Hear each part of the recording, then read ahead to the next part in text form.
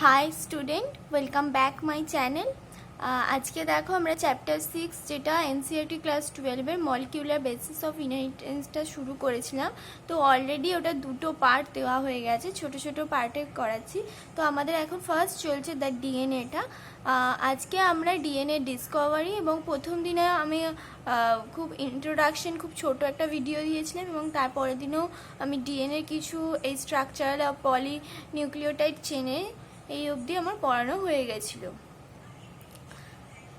এই যে থাইমিন অবধি কিন্তু পড়ানো হয়ে গেছিল। আজকে আমরা ডিসকভারি দেখব এবং তারপরে যদি সময় থাকে তাহলে আমরা এটা শুরু করব, salient feature of double helix structure of DNA. Okay, তো তোমরা যারা দেখোনি তাদেরকে আমি বলবো যে আগের ভিডিওটা অন্তত দেখে নিও। ইন্ট্রোডাকশন পার্টটা না দেখলেও চলে, কারণ সেখানে কিছু জিনিস মুখস্থ আছে, তবে ওখানে আমি কিছু ট্রিক্স বলেছি, যেমন এইগুলো মনে রাখার আর কি, এই সংখ্যাগুলো 48502 4.6 10 to the power 6, তো পারলে ওটাও দেখে নেবে। আর আগের ভিডিওটা দেখবে, কারণ আগের ভিডিওটাতে নিউক্লিওটাইড, নিউক্লিওসাইড এবং বেসিক যে জিনিসগুলো জানা দরকার ডিএনএ বুঝতে গেলে সেগুলো সব বোঝানো হয়েছে। এবারে আমরা দেখি ডিএনএ এখান থেকে পড়ি। এখানে দেখো একটা ডিসকভারি বলেছে কি ডিএনএ কিভাবে মানে মানুষের সামনে এলো এবং ডিএনএ স্ট্রাকচারটা কে তৈরি করেছিল, কারা, কোন বিজ্ঞানীর অবদান আছে, এইসব বলেছে আর কি। ফার্স্টে যদি আমরা দেখি DNA as an acidic substance present in nucleus was first identified by Friedrich Miescher in 1869। অর্থাৎ ডিএনএ হচ্ছে নিউক্লিয়াসের মধ্যে থাকে অ্যাজ অ্যান অ্যাসিডিক সাবস্টেন্স। এটা কে প্রথম আইডেন্টিফাই করলো? ফ্রেডরিক মিক্সচার, যেটা হচ্ছে 1869 খ্রিস্টাব্দে, হচ্ছে 1869-এ ফ্রেডরিক মিক্সচার এটা আইডেন্টিফাই করলো। তাহলে ডিএনএ ফার্স্ট আইডেন্টিফাই করেছিল কে? Friedrich mixture 1869। কি হিসেবে? নিউক্লিয়াসের মধ্যে একটা অ্যাসিডিক সাবস্টেন্স আছে এই হিসেবে। Okay, and he named it as a nuclein, এবং সে নামটা কি দিল? নিউক্লিন। নিউক্লিয়াসের মধ্যে আছে তাই সে দিল নিউক্লিন, নিউক্লিয়াসের মধ্যে অ্যাসিডিক সাবস্টেন্স, যেটা হচ্ছে 1869-এ ফ্রেডরিক মিক্সচার নিউক্লিন তাকে নাম দিল। ওকে, হাউএভার ডিউ টু, তোমরা কি করবে, এই দেখো ডিএনএ ফার্স্টে ডিএনএ এখানটা আন্ডারলাইন করবে, acidic substance underline, nucleus underline, first আইডেন্টিফাইটাকে মানে আন্ডারলাইন করবে, অ্যান্ড ফ্রেডরিক মিক্সচার ইন 1869। ঠিক আছে, এখানটা এই লাইনটা কিন্তু খুব ইম্পর্টেন্ট, এটা কিন্তু কোশ্চেনে আসে। হি নেমড ইট অ্যাজ নিউক্লিন, এটাও আসে যে সে কী নাম দিয়েছিল? নিউক্লিন। However, due to technical limitation in isolating such a long polymer intact, the elucidation of structure of DNA remain elusive for a very long period of time. কি হলো, আমাদের টেকনিক্যাল কিছু limitation ছিল, সে আইডেন্টিফাই করলো, মানে নিউক্লিয়াসের মধ্যে একটা অ্যাসিডিক সাবস্টেন্স আছে সে আইডেন্টিফাই করলো, কিন্তু সেটাকে সে আইসোলেট করতে পারলো না, কারণ টেকনিক্যাল কিছু লিমিটেশনের জন্য আইসোলেট করতে পারলো না, ওই লং পলিমারটাকে ইনট্যাক্টভাবে আইসোলেট করতে পারলো না। ফলে কি হলো, ডিএনএ যে স্ট্রাকচারটা আমরা বোঝার চেষ্টা করছিলাম সেটা কিন্তু আর হলো না, এবং ভেরি লং টাইমের জন্য সেটা কিন্তু মানে চাপা পড়ে গেল আর কি, সেটাকে আর খোঁজা হলো না। এরপরে কি হলো, ইট ওয়াজ অনলি ইন 1953, দেখো 1869-এ ফার্স্ট আইডেন্টিফাই করেছিল ফ্রেডরিক মিক্সচার, তারপরে একদম 1953-তে that James Watson and Francis Crick based on the X-ray diffraction data produced by Maurice Wilkins and Rosalind Franklin proposed a very simple but famous double helix model for the structure of DNA. কি বললো, কি হলো, 1869 তো Friedrich mixture ওটাকে identify করলো যে নিউক্লিয়াসের মধ্যে একটা অ্যাসিডিক সাবস্টেন্স আছে এবং সেটাই হচ্ছে ডিএনএ, তার নামও দিল নিউক্লিন। কিন্তু কি হলো, টেকনিক্যাল কিছু লিমিটেশনের জন্য মানে পুরো ডিএনএটাকে বার করতে পারলো না আর কি, পলিমার পুরো ইনট্যাক্টভাবে বার করতে পারলো না, ফলে আমরা ডিএনএ স্ট্রাকচারটা পেলাম না। এরপরে কি হলো, ভেরি লং টাইম চলে গেল, 1869 থেকে 1953, এই সালগুলো কিন্তু ইম্পর্টেন্ট, এগুলো আসে। 1953-তে কী করলো, জেমস ওয়াটসন অ্যান্ড ফ্রান্সিস ক্রিক বলে দুজন সায়েন্টিস্ট কী করলো, মরিস উইলকিন্স আর রোজালিন্ড ফ্র্যাঙ্কলিন যে এক্সরে ডিফ্র্যাকশন ডাটাটা মানে এক্সরে ডিফ্র্যাকশনটা ওরা মানে বার করেছিল, ডিসকভার করেছিল এবং তার ওপর ভিত্তি করে ওই ওয়াটসন অ্যান্ড ক্রিক কী করলো, ডিএনএ স্ট্রাকচারটাকে আবিষ্কার করলো এবং সেটা কী করলো, proposed a very simple but famous double helix model for the structure of DNA. খুব সহজ এবং এটা double helix model of structure of DNA তৈরি করলো। ঠিক আছে, তাহলে আমাদের যদি কোশ্চেন আসে যে কে ডিএনএ স্ট্রাকচারটাকে ডিসকভার করেছিল, তাহলে হবে ওয়াটসন অ্যান্ড ক্রিক। এবং ওয়াটসন ক্রিক যে এক্স রে ডিফ্র্যাকশন ডাটাটার ওপর ভিত্তি করে বেসড করে ডবল হেলিক্স স্ট্রাকচারটা করেছিল, সেই এক্স রে ডিফ্র্যাকশন ডাটাটা কে প্রডিউস করেছিল, সেটা কিন্তু Wilkins and Franklin, Maurice Wilkins and Rosalind Franklin. এখানে কিন্তু খুব গুলিয়ে যায় যে এক্স রে ডিফ্র্যাকশন ডাটাটা কিন্তু জেমস ওয়াটসন বা ফ্রান্সিস ক্রিক করেনি। ফ্রান্সিস ক্রিক আর জেমস ওয়াটসন কী করেছিল, ডবল হেলিক্স মডেল করেছিল। আর তারা যে তথ্যটার উপর ভিত্তি করে অর্থাৎ এক্স রে ডিফ্র্যাকশন ডাটা, সেটা কিন্তু প্রডিউস করেছিল উইলকিন্স অ্যান্ড ফ্র্যাঙ্কলিন। ঠিক আছে, তাহলে এখান থেকে আমি তিনটে কোশ্চেন পেয়ে গেলাম। একটা হচ্ছে ফার্স্ট আইডেন্টিফাই কে করেছিল, ফ্রেডরিক মেসচার ইন 1869, সে নাম দিয়েছিল নিউক্লিন। তারপরে হচ্ছে ফার্স্ট কে মানে কোন এক্স রে ডিফ্র্যাকশন ডাটাটা কে প্রডিউস করেছিল, সেটা হচ্ছে Maurice Wilkins and Rosalind Franklin. আর ফার্স্ট কবে এবং কোন সায়েন্টিস্টরা ডবল হেলিক্স মডেল দিয়েছিল বা ডিএনএ স্ট্রাকচারের মডেল দিয়েছিল, সেটা হচ্ছে 1953-তে James Watson and Francis Crick double helix model দিয়েছিল। হয়ে গেল। এবারে আমরা দেখি পরে, one of the hallmark of their proposition was base pairing between the two strand of polynucleotide chain. এর একটাই হলমার্ক ছিল কি, যে বেস পেয়ার থাকবে, অর্থাৎ অ্যাডিনিনের সাথে থাইমিনই থাকবে, গুয়ানিনের সাথে সাইটোসিন থাকবে। পরের লাইনে দেখো লেখা আছে, however this proposition was also based on the observation of Erwin Chargaff that for a double-stranded DNA, the ratio between adenine and thymine and guanine and cytosine are constant and equals to 1. কিছুই মাথায় ঢুকলো না। এটার মানে হচ্ছে যে Erwin চার্গফ কি বলেছিল, যে অ্যাডিনিন এবং থাইমিনে যে রেশিওটা এবং গুয়ানিন এবং সাইটোসিনের রেশিওটা ইকুয়ালস টু হবে এবং সেটা ইকুয়ালস টু 1 হবে। তো এটা যদি আমি একটা ছবির মাধ্যমে দেখাই তোমাদের, তাহলে বুঝতে পারবে ভালো করে। দেখো, অ্যাডিনিন এবং থাইমিনের রেশিওটা যদি অ্যাডিনিনের নিচে আমি থাইমিনটাকে নিয়ে চলে যাই তাহলে ইকুয়ালস টু 1 হয়, আবার গুয়ানিনের নিচে যদি আমি সাইটোসিনটাকে নিয়ে চলে যাই তাহলে 1 হয়। ঠিক এটাই বলেছে, অ্যাডিনিন থাইমিনের রেশিও আর গুয়ানিন সাইটোসিনের রেশিও পরস্পরের ইকুয়ালস টু হবে এবং সেটা ইকুয়ালস টু 1 হবে। দুটোরই ক্ষেত্রে আমি দেখছি 1 হচ্ছে। অ্যাডিনিন বাই থাইমিন যদি করি তাহলে এখানে 1 হবে, তো আবার গুয়ানিন বাই সাইটোসিন যদি করি তাহলেও এখানে 1 হবে। তাহলে adenine by thymine equals to guanine by cytosine equals to 1 হলো। এটাই হলো চার্গফসের রুল এবং এই রুলের ওপর বেস করেই পুরো ডিএনএ ডবল হেলিক্স যে স্ট্রাকচারটা তৈরি করেছিল ফ্রান্সিস অ্যান্ড ক্রিক, সে মানে তৈরি করেছিল বলতে কি আর অবজার্ভ করেছিল, সেটা দেখেছিল এই চার্গফসের রুল মেনেই হচ্ছে। ঠিক আছে, এবার পরেরটা আছে, সেখানে কি বলছে পরের প্যারাতে দ্য বেস পেয়ার, তাহলে চার্গফসের রুল কিন্তু আসে। চার্গফসের রুল কি, এটা ওইরকমভাবে আসতে পারে অ্যাডিনিন ইকুয়ালস টু থাইমিন, তারপরে আসতে পারে গুয়ানিন ইকুয়ালস টু সাইটোসিন বা adenine by thymine equals to guanine by cytosine equals to 1, এরকমও আসতে পারে। এর পরের প্যারাটায় আমরা যেটা দেখবো, the base pairing confers a very unique property to a polynucleotide chain, অর্থাৎ এই যে বেস পেয়ারিংটা হচ্ছে এটা কিন্তু একটা ইউনিক প্রপার্টি, যেটা হচ্ছে পলিনিউক্লিওটাইড চেনের ইউনিক প্রপার্টি হচ্ছে কি বেস পেয়ারিং। এটাও কোশ্চেন আসতে পারে যে ইউনিক পলিনিউক্লিওটাইড চেনের ইউনিক প্রপার্টি কি, সেটা হচ্ছে বেস পেয়ারিং। এরপর পরের লাইনটা দেখি, they are said to be complementary to each other, অর্থাৎ যে বেসগুলো আমরা বলছি, এই যে আগের লাইনটায় আমরা বলেছি যে বেস পেয়ারিং যে আমাদের হচ্ছে ইউনিক প্রপার্টি অফ পলিনিউক্লিওটাইড, এই যে বেস পেয়ারিংটা হয় অর্থাৎ এই যে পেয়ার তৈরি হচ্ছে এটা হচ্ছে কমপ্লিমেন্টারি টু ইচ আদার। পরে আমরা বুঝতে পারবো, and therefore if the sequence of bases in one strand is known then the sequence in other strand can be predicted, অর্থাৎ এই কমপ্লিমেন্টারি এই যে ফিচারটা, এইটা হওয়ার জন্য আমরা কি করি, একটা স্ট্র্যান্ডের যদি আমি বেসগুলো সিকোয়েন্সগুলো জানি, তাহলে অপর স্ট্র্যান্ডের ওই বেসের কমপ্লিমেন্টারি বেসগুলোকে বসিয়ে অপর স্ট্র্যান্ডটা কিন্তু আমরা তৈরি করে নিতে পারবো, এটাই বলছে। Also, if each strand from a DNA act as a template for synthesis of a new strand, যেটা বললাম যে প্রত্যেকটা স্ট্র্যান্ডই ঠিক এইভাবে কিন্তু অন্য স্ট্র্যান্ড তৈরি করতে সক্ষম হয়, টেমপ্লেট হিসেবে কাজ করে। The two double-stranded DNA thus produced would be identical to the parental DNA molecule.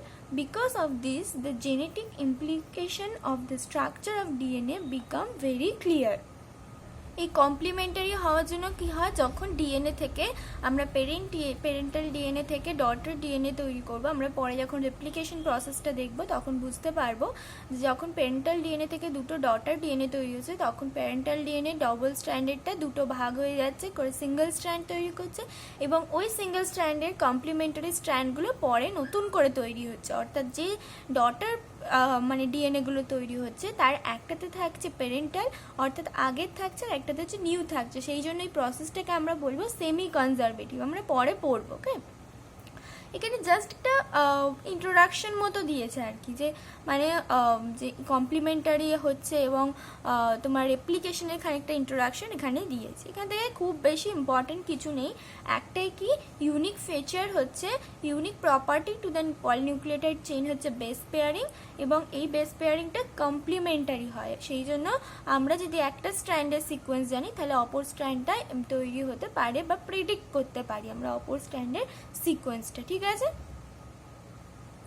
এরপরে যে পার্টটা আসছে, এর পরের পার্টটা কিন্তু খুব ইম্পর্টেন্ট। এটা আমরা জানি অনেক কিছুই, কারণ আমরা বায়োমলিকিউলসে পড়েছি ডিএনএ আরএনএ স্ট্রাকচার, তাই এটাও আমি শর্টে একটু বোঝানোর চেষ্টা করি।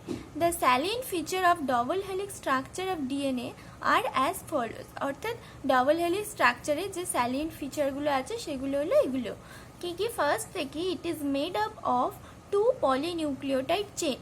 আমি দেখেছি নিউক্লিওটাইড কাকে বলে, নিউক্লিওসাইড কাকে বলে, নিউক্লিওসাইড হচ্ছে nitrogen base and pentose sugar, আর তার সঙ্গে যখন ফসফেট গ্রুপ যোগ হয় তখন সেটা হয় নিউক্লিওটাইড।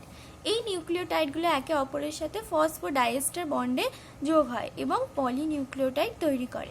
আমি আগের ভিডিওটাতে এটা পুরোটা তোমার মানে পিকচারের মাধ্যমে বোঝানোর চেষ্টা করেছি যে ফসফোডাইএস্টার বন্ডের মাধ্যমে ডাইনিউক্লিওটাইড, ট্রাইনিউক্লিওটাইড এবং এইভাবেই পলিনিউক্লিওটাইড চেন তৈরি করে। সেই রকম দুটো পলিনিউক্লিওটাইড চেন নিয়েই ডিএনএ তৈরি হয়। ঠিক আছে, দেখো আমরা যদি এই পিকচারটা দেখি এখানে বুঝতে পারবো এটা হচ্ছে একটা পলিনিউক্লিওটাইড চেন, এটা একটা পলিনিউক্লিওটাইড চেন, দুটো ডবল স্ট্র্যান্ডেড হয়ে একটা ডিএনএ তৈরি করছে। এটা হচ্ছে DNA structure, double stranded polynucleotide chain. এটা হচ্ছে একটা পলিনিউক্লিওটাইড চেন, এটা একটা পলিনিউক্লিওটাইড চেন, দুটো হচ্ছে একসাথে জুড়ে ডবল স্ট্র্যান্ডেড পলিনিউক্লিওটাইড চেন তৈরি করছে।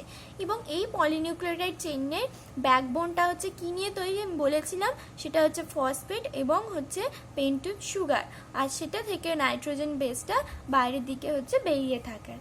ঠিক আছে, দেখো সেটাই পরের লাইনে বলেছে, where the backbone is constituted by sugar phosphate and the base is project inside, অর্থাৎ ইনসাইড মানে এই যে দুটো স্ট্র্যান্ড তৈরি হলো এর মাঝখানে থাকে, অর্থাৎ এই বাইরের দিকে থাকে না, এই ভিতরের দিকে হচ্ছে থাকে।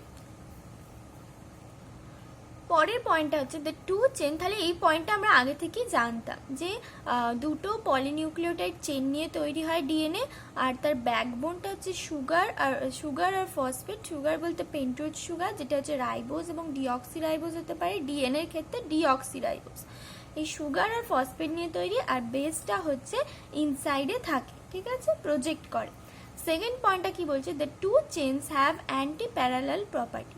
It means if one chain has the polarity 5' to 3' and the other has 3' to 5', এই 5', 3' এগুলো কি করে হয় সেটাও কিন্তু আমি আগের ভিডিওটাতেই বলেছি। এর ঠিক আগের ভিডিওটাতেই বলা আছে, যেখানে ফসফোএস্টার বন্ডের কথা বলা আছে এবং এন গ্লাইকোসাইডিং লিঙ্কেজের কথা বলা আছে। তোমরা যদি বুঝতে না পারো তাহলে ওটা দেখে নেবে, আশা করি বুঝতে পেরে যাবে। তো একটা স্ট্র্যান্ড থাকে 5' থেকে 3', অপর স্ট্র্যান্ডটা ঠিক উল্টো, অর্থাৎ এখানে যদি 5' থাকে অপর স্ট্র্যান্ডের এখানে 3' থাকে। ঠিক আছে, এটা কি বলছে, অ্যান্টি প্যারালাল। প্যারালাল কখন হবে, এখানে 5', 3', এখানেও হচ্ছে 5', 3'। আর এটা হচ্ছে অ্যান্টি প্যারালাল, এখানে যদি 5 থাকে এখানে 3 থাকবে, অর্থাৎ উল্টো, তাই বলা হচ্ছে অ্যান্টি প্যারালাল। এটা কিন্তু খুব ইম্পর্টেন্ট, এটা আসে যে টু চেন হ্যাভ কি পোলারিটি, অ্যান্টি প্যারালাল, প্যারালাল, এইভাবে অপশন দেয়, তখন আমাদের কারেক্ট লিখতে হবে কি anti parallel polarity. It means if one chain has the polarity, এটাও আসতে পারে অ্যান্টি প্যারালাল পোলারিটি মানে কি, এটা হচ্ছে একটা চেন থাকবে, একটা চেনের পোলারিটি থাকবে 5' to 3' আর একটা থাকবে 3' to 5'। পরের যদি আমরা পয়েন্টটা দেখি, সেখানে কি বলেছে, the bases in two strand are paired through hydrogen bond forming base pair। এই যে পেয়ার বেসগুলো এই ভিতরের দিকে প্রজেক্ট হয়ে আছে, তো এরও বেস প্রজেক্ট হয়ে আছে এই স্ট্র্যান্ডটার, আবার এই স্ট্র্যান্ডেরও বেস প্রজেক্ট হয়ে আছে, তো এই যে বেসগুলোর মধ্যে হাইড্রোজেন বন্ড ফর্ম হয়, হয়েই কিন্তু এটা ডবল স্ট্র্যান্ডেড পলিনিউক্লিওটাইড চেন তৈরি হয়। দুটো স্ট্র্যান্ড পাশাপাশি বসে গেলেই হবে না, তাদের মধ্যে বন্ড করতে হবে।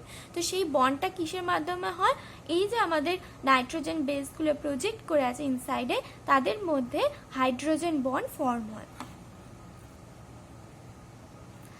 Adenine form two hydrogen bond with thymine from opposite strand and vice versa. Similarly, guanine is bonded with cytosine with 3 hydrogen bond. As a result, always a purine comes opposite to a pyrimidine. This generates approximately uniform distance between the two strands of the helix. কি বলছে, এই যে আমরা জানলাম যে দুটো স্ট্র্যান্ডে nitrogen বেসের মধ্যে একটা হাইড্রোজেন বন্ড তৈরি হয়, তো আমরা দেখি যে কমপ্লিমেন্টারি দেখেছিলাম, তো ওখানে কি হবে, যদি একটা স্ট্র্যান্ডে পিউরিন থাকে তাহলে অপর স্ট্র্যান্ডে আমরা দেখব পিরিমিডিন। দেখো এখানে যদি অ্যাডিনিন থাকে তাহলে এখানে হচ্ছে থাইমিন, এখানে যদি গুয়ানিন থাকে তাহলে সাইটোসিন। ঠিক অ্যাডিনিন আর গুয়ানিন আমরা জানি যে পিউরিন বেস, আর সাইটোসিন, থাইমিন, ইউরাসিল হচ্ছে আরএনএর ক্ষেত্রে পাওয়া যায়, তাহলে ওটার কথা বলবো না, এটা ডিএনএর কথা হচ্ছে, তাই সাইটোসিন এবং থাইমিন হচ্ছে পিরিমিডিন। সেই জন্য আমাদের কি হয়, এই অ্যাডিনিনের যে স্ট্রাকচারটা, মনে করো পিউরিন, আমরা দেখেছিলাম কি করে, শর্ট ট্রিক্স দেখেছিলাম কি করে স্ট্রাকচার আইডেন্টিফাই করা যায় ফার্স্ট ভিডিওটাতে, আশা করছি হ্যাঁ ফার্স্ট ভিডিওতেই বলা হয়েছে, অলরেডি আপলোডেড আছে। তাতে কি দেখেছিলাম, পিউরিন হচ্ছে একটা খালি না, পিউরিনে হচ্ছে যেহেতু ছোট কথা তাই ওটা তো বড় স্ট্রাকচার, অর্থাৎ একটা 6 কার্বন স্ট্রাকচার থাকবে, সাইক্লিক স্ট্রাকচার, রিং স্ট্রাকচার, আর তার সাথে 5 কার্বন রিং স্ট্রাকচার, তাহলে দুটো হবে। আর থাইমিনে হচ্ছে পিরিমিডিন, তাহলে সেখানে হচ্ছে একটা, তাহলে এর মধ্যে যে ডিস্টেন্সটা হলো, ঠিক এটা তো দেখো গুয়ানিন এবং সাইটোসিনে, গুয়ানিনে হবে দুটো রিং, এখানে সাইটোসিনে একটা, ফলে কি হয়, সব সময় দেখা যায় পিউরিনের সাথে পিরিমিডিনের হাইড্রোজেন বন্ড হচ্ছে। যদি কোনো সময় পিউরিনের সাথে পিউরিনের বন্ড হয়ে থাকে, তখন কি হবে, আমাদের জায়গাটা বেশি লাগবে, কারণ যদি এটাও পিউরিন হয় তাহলেও হচ্ছে দুটো রিং থাকবে, এখানেও পিউরিন হলে দুটো রিং থাকবে, তাহলে এই জায়গাটা কিন্তু বেড়ে যাবে, তখন কি হবে, ডিএনএ স্ট্রাকচারটা কিন্তু বদলে যাবে। সেই জন্য আমরা কি করি, মানে ওটাই দেখা গেছে কমপ্লিমেন্টারি স্ট্র্যান্ড হিসেবে, বেস হিসেবে পিউরিন থাকলে তার কমপ্লিমেন্টারি বেস হবে পিরিমিডিন, ঠিক আছে। আর অ্যাডিনিনের সাথে সবসময় থাইমিন যোগ হয়, গুয়ানিনের সাথে সাইটোসিন, আবার উল্টোটা হয়, যদি থাইমিন থাকে তাহলে অ্যাডিনিন, সাইটোসিন থাকলে গুয়ানিন। তো হাইড্রোজেন বন্ড কটা করে লাগছে, অ্যাডিনিনের সাথে থাইমিনের হচ্ছে দুটো হাইড্রোজেন বন্ড, আর গুয়ানিনের সাথে সাইটোসিনের হচ্ছে 3টে হাইড্রোজেন বন্ড। তাহলে এই প্যারা থেকে আমরা জানলাম যে এই যে আমাদের দুটো স্ট্র্যান্ড আছে, এই দুটো স্ট্র্যান্ড পরস্পরের সাথে লিঙ্ক থাকে হাইড্রোজেন বন্ড, যেটা হচ্ছে নাইট্রোজেন বেসগুলো করছে, এবং অ্যাডিনিন হচ্ছে থাইমিনের সাথে দুটো হাইড্রোজেন বন্ড করে, গুয়ানিন সাইটোসিনের সাথে 3টে হাইড্রোজেন বন্ড করে, এবং এই দুটো স্ট্র্যান্ডের মধ্যে ডিস্টেন্সটা সবসময় ইকুয়াল থাকে, কারণ কমপ্লিমেন্টারি বেস হিসেবে সবসময় পিউরিন আর পিরিমিডিন ইউজ হয়, মানে থাকে আর কি, দেখা গেছে পিউরিন আর পিরিমিডিন থাকে, সেই জন্য আমাদের দুটোর মধ্যে মানে দুটো স্ট্র্যান্ডের ডিস্টেন্স সব সময় ইকুয়াল হয়। এই 4টে পয়েন্টই কিন্তু এই প্যারা থেকে বোঝা গেল।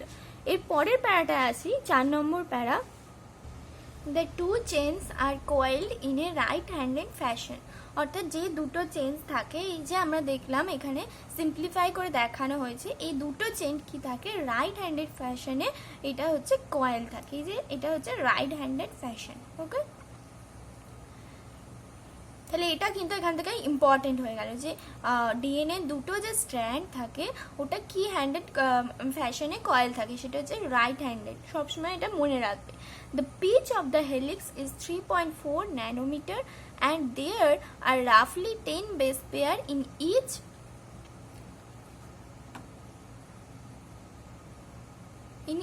টার্ন। ওকে, তাহলে কি বলছে, এই যে পিচ কাকে বলে, পিচ হচ্ছে এই যে স্ট্র্যান্ডটা, মনে করে এটাতে যদি আমরা মন দিই তাহলে দেখো এই স্ট্র্যান্ডটা এখান থেকে এরম ভাবে গেছে।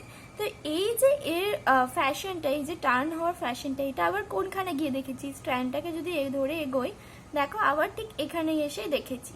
তাহলে আমরা এই জায়গাটা থেকে এই জায়গাটাকে বলবো একটা পিচ।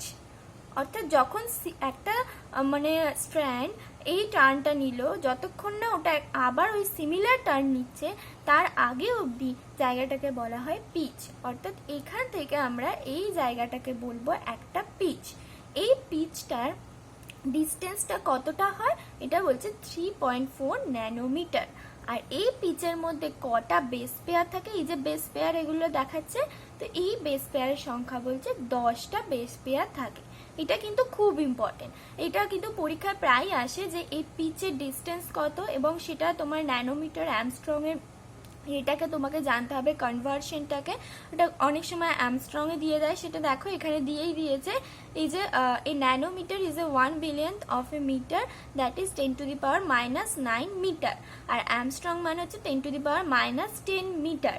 এটা তোমাদের করে নিতে হবে অ্যামস্ট্রং এ, তোমরা করে নিয়ে দেখবে এটা আসবে। পিচটা হচ্ছে যেটা ন্যানোমিটারে আসছে 3.4 ন্যানোমিটার, ওটা আমস্ট্রং এ আসবে 34 আমস্ট্রং। ঠিক আছে, এটা অনেক সময় আমস্ট্রংও দিয়ে দেয়, কিন্তু ন্যানোমিটারে মনে রাখার চেষ্টা করবে যেহেতু এনসিইআরটিতে ন্যানোমিটারে আছে।